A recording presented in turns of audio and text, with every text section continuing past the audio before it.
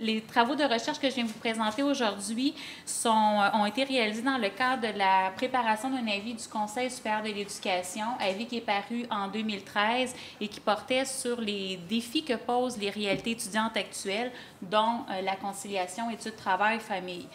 Ces travaux-là ont été réalisés, les travaux de recherche ont été réalisés en 2012, de sorte qu'il se peut que certains constats que je dégage aujourd'hui ne soient pas mis à jour. Et en fait, j'oserais dire que j'ose espérer que certains de ces constats-là ne soient plus à jour.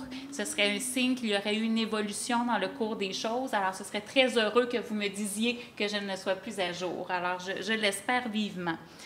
Alors, rapidement, je l'ai dit d'entrée de jeu, l'avis du Conseil supérieur de l'éducation.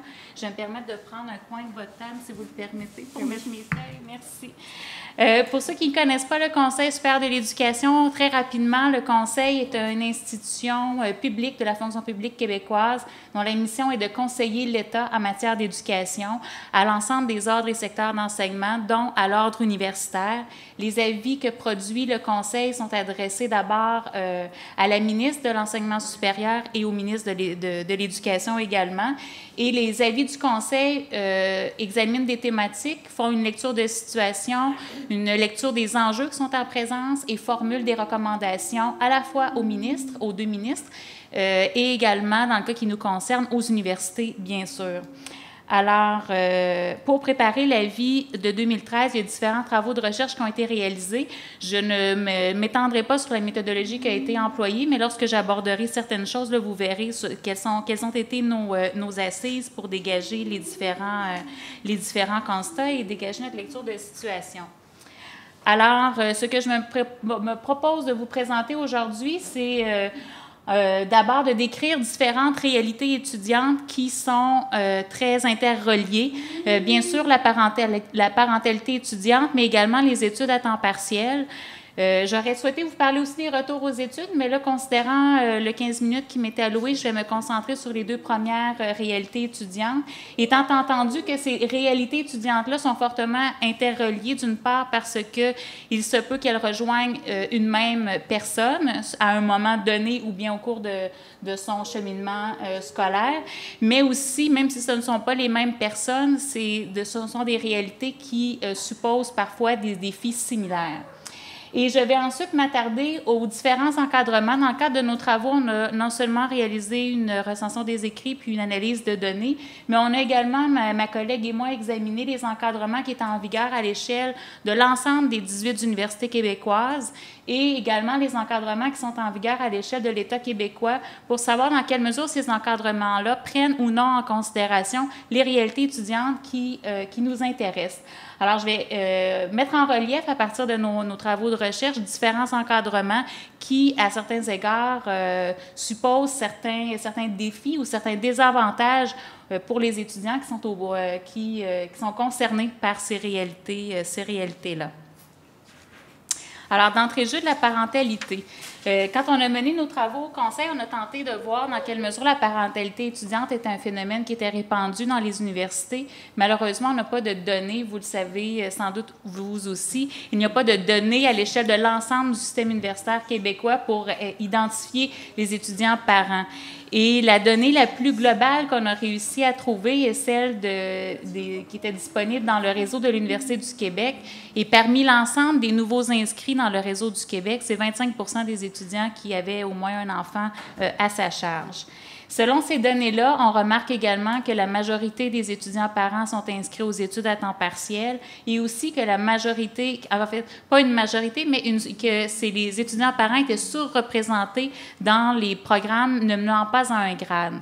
Alors, les programmes qui mènent à des attestations, des certificats et des diplômes. Ce qui ne veut pas dire qu'il n'y a pas des étudiants parents dans les programmes qui mènent à un grade, mais il y a une surreprésentation de ces étudiants-là dans ce type de programme. Les femmes ont tendance à être surreprésentées parmi les étudiants parents. Il y a des données tant à l'échelle québécoise que canadienne qui en témoignent. Et les différents travaux qui ont été réalisés sur la parentalité étudiante montrent que la conciliation études-famille est particulièrement lourde pour les femmes. Je pense entre autres aux travaux qui ont été menés ici à l'UQAM par Corbeil et Descaries, une étude, des travaux qui ont été menés auprès des étudiants parents, et pour des raisons biologiques évidentes, mais aussi pour des raisons culturelles, la conciliation études-famille était particulièrement lourde pour les femmes. Selon les écrits qui ont été faits sur la question, la parentalité étudiante était associée à davantage d'interruptions d'études. C'est-à-dire que le risque d'interruption d'études était plus grand chez les étudiants parents et il y avait également des risques d'allonger la durée des études. En revanche, il y a certains écrits qui montrent aussi la situation sous un jour un peu plus favorable, c'est-à-dire que oui, il y a certains risques qui sont associés à la conciliation études-famille, mais il y a également, ces écrits-là montrent aussi que la majorité, en fait, des étudiants parents se disent plutôt satisfaits à la fois de leur parcours de formation et de leurs résultats académiques. Alors, dans une certaine mesure, il y a plusieurs étudiants parents qui pointent le fait que le fait d'avoir un enfant était souvent vu comme une source de motivation dans leurs études et une source de persévérance. On a envie de continuer puis de montrer à leurs enfants qu'ils sont capables d'aller au bout de leur projet d'études. Et c'est également intéressant de signaler qu'il y a des travaux, la thèse de doctorat en fait de Dominique Tanguay, qui montrait le fait que dans certains domaines de formation, certains secteurs où la conciliation études-famille était plus aisée que la conciliation travail-famille, dans la mesure où la thèse de Dominique Tanguay porte sur des étudiants exclusivement de doctorat et à certains égards, le doctorat permet une certaine souplesse dans l'organisation de son horaire que l'étudiant, la personne n'aurait pas pu retrouver dans le milieu du travail, dans son domaine en particulier. Alors, c'est un aspect un peu plus favorable qu'il faut aussi prendre en considération lorsqu'on examine la parentalité étudiante. Si je passe maintenant aux études à temps partiel, parce que, bien sûr, on l'a vu, la majorité des étudiants parents s'inscrivent aux études à temps partiel, ce qui n'est pas exclu que des étudiants parents s'inscrivent aux études à temps plein. Et à mes égards, les études à temps partiel sont une condition d'accès et de persévérance pour certaines personnes. Si certaines personnes ne pouvaient s'inscrire aux études à temps partiel, peut-être qu'elles devraient faire le choix de renoncer à leur projet de formation. Alors, ce qu'on remarque, c'est que l'inscription à temps partiel est très fréquente dans les programmes qui ne mènent pas à un grade. C'est plus des 3/4 des étudiants qui sont inscrits dans ce type de programme-là, dans les micro-programmes, les certificats diplômes, qui sont inscrits à temps partiel. Mais si on remarque, si vous voyez en rouge à la maîtrise, c'est quand même près du tiers des étudiants de maîtrise qui sont inscrits aux études à temps partiel.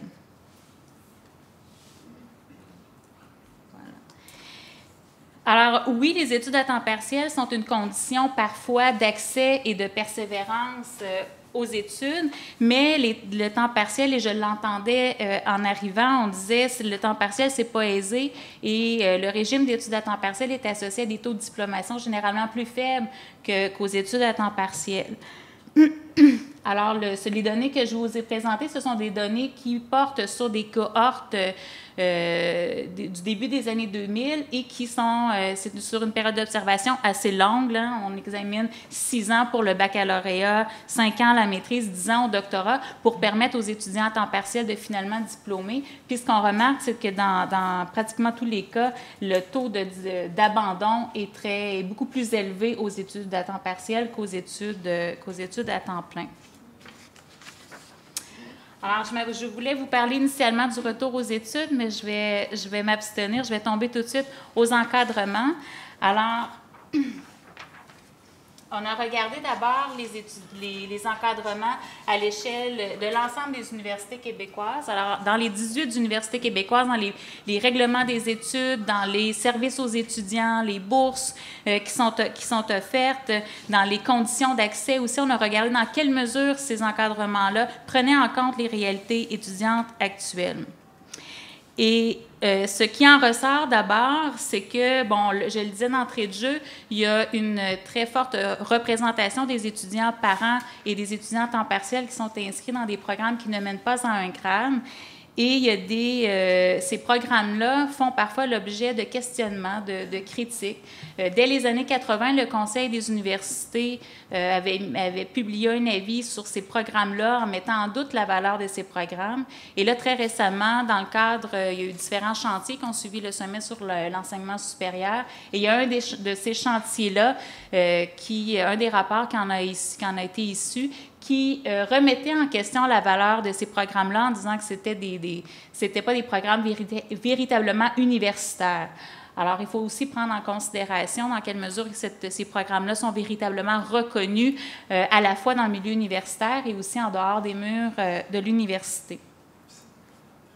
C'est Bissonnette-Porter. J'ai entendu Bissonnette. Voilà, c'est le rapport Bissonnette-Porter. Pour ce qui est du temps partiel, le temps partiel dans les règlements des études est souvent présenté comme une option, mais l'inscription à temps plein demeure parfois obligatoire, sinon fortement recommandée. C'est notamment le cas dans les programmes de médecine, de droit, de génie. Il y a des obligations d'inscription à temps plein dans ces programmes-là. Puis on peut se demander jusqu'à quel point c'est pour des raisons pédagogiques qu'on oblige l'inscription aux études à temps plein. Et ce qu'on remarque dans les universités également, c'est qu'il y a certaines mesures, certains services même, qui sont réservés aux étudiants à temps plein. Des bourses institutionnelles, par exemple, qui sont réservées aux étudiants à temps plein.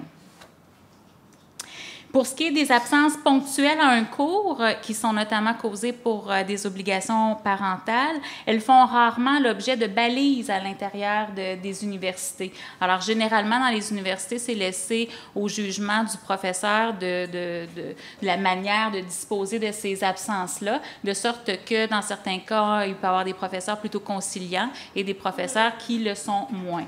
Pour ce qui est des interruptions des études pour cause d'obligations parentales, généralement, il y a des possibilités d'interruption pour cause d'obligations parentales, tout en maintenant les avantages d'être étudiant, par exemple, continuer d'avoir accès à la bibliothèque et de réintégrer son programme d'études au terme de son congé. Mais ces dispositions-là sont sous condition d'avoir l'autorisation du directeur du département. Alors, encore là, on s'en remet au jugement d'un individu et à la décision de cet individu-là pour que les étudiants puissent bénéficier de ces dispositions. Et vous en avez probablement déjà parlé, je risque d'être fort redondante, mais il y a des services de garde et des services de halte-garderie qui sont parfois offerts sur les campus et ces services-là ne couvrent pas l'entièreté des besoins. Je vais passer rapidement, je suis certaine que vous en avez parlé et beaucoup mieux que moi, sans doute. Si on regarde maintenant du côté de l'État, comment l'État québécois prend en considération les réalités étudiantes qui nous intéressent, plus particulièrement la parentalité étudiante et les études à temps partiel, ce qu'on remarque, c'est que d'abord, le soutien qui est offert par l'État aux parents et aux familles est centré largement sur les travailleurs.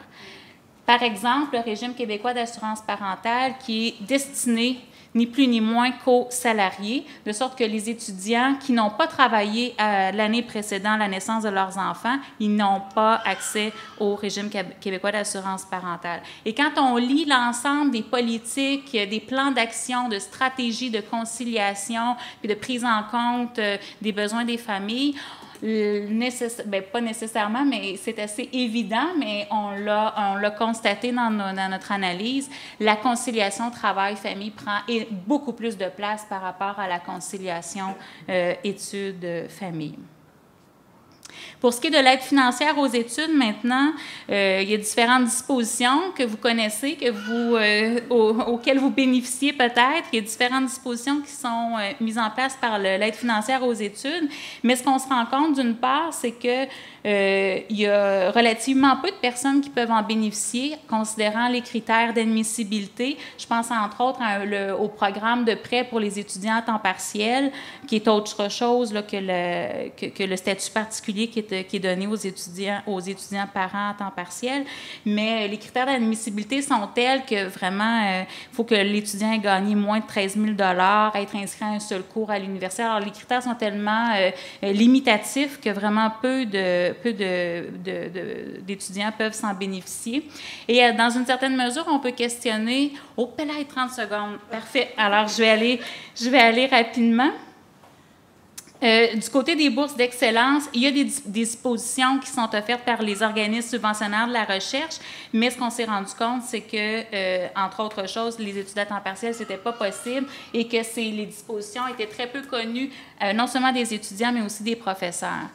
Alors, je voulais mettre en relief, en conclusion, le fait qu'il y avait différentes voies d'accès à l'université, des voies d'accès à l'université qui étaient non traditionnelles et que c'était heureux en soi, parce que si on se rapporte dans les années 60, l'accès des étudiants parents qui concilient études, travail, famille, c'était pratiquement impensable. Alors, il faut s'en réjouir, mais en même temps, ces voies de non traditionnelles d'accès demeurent plus sinueuses en raison de la prédominance de la figure, du fait qu'on pense l'université d'abord et avant tout en fonction de l'image traditionnelle de l'étudiant et que l'État a une vision très séquentielle des étapes de la vie, c'est-à-dire qu'on étudie, on travaille, puis après, on a des enfants et que les mesures sociales qui sont mises en place au Québec sont beaucoup pensées en fonction de cette vision-là et on laisse à l'étudiant la responsabilité de connaître l'ensemble des mesures et des programmes, des dispositions, des critères d'admissibilité, puis de planifier au mieux sa vie en fonction des critères qui sont exigés par l'État. Et c'est d'autant plus important d'y réfléchir, puisque d'une part, c'est un enjeu d'équité, mais aussi c'est d'autant plus important parce que ces réalités-là font écho à des tendances sociales de fond. Et je mets en citation le centre états-unien qui dit au fond que la norme est... la marge est maintenant devenue la norme, alors socialement, on doit s'en préoccuper. Je veux simplement vous dire, je sais que je n'ai pas le temps de l'aborder, mais dans l'avis du Conseil, dont ma collègue a différents exemplaires avec elle, on a promu au Conseil différentes pistes d'action pour prendre en compte ces réalités étudiantes-là. Alors, je vais vous laisser le loisir de les consulter, d'en prendre connaissance. Et selon moi, vous pourriez sans doute y trouver des assises fort intéressantes et voir des appuis pour vos différentes revendications dans vos milieux respectifs. J'ai dépassé un peu 30 secondes, mais j'ai fait mon possible. Merci.